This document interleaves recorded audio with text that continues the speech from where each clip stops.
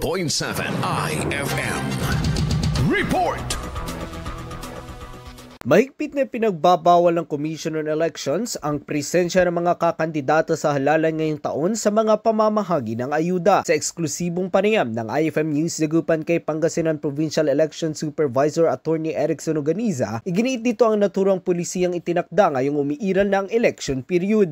And then sa pag-distribute naman, mahigpit pong pinagbabawal ang presence ng mga kandidato sa distribution. Kasama na rin po ng kanilang relative within second degree. Both po yan, affinity and consanguinity. Para maiwasan po na magamit ng mga nakaupong opisyal sa pangangampanya o pagsulong ng kanilang kandidatura yung pondo ng gobyerno. Nakasaad sa COMELEC Resolution 1160 ang spending ban na tinatawag. Aniya, may exemption naman ngunit kailangan itong i-secure sa Law Department ng Komisyon. Hindi po dahil na-declare sila as exempted na activities, ay automatic nang itutuloy ng LGU o ng anumang agency. Kukuha po sila ng Certificate of Exemption sa Commission on Elections muna. Nagbabala naman si Atty. Oganiza na ang paglabag sa naturang pulisiya ay posibleng maging dahilan ng diskwalifikasyon. Kasama mo mula rito sa IFM Dagupan, ito si Idol Matthew Pacheco. Tatak IFM.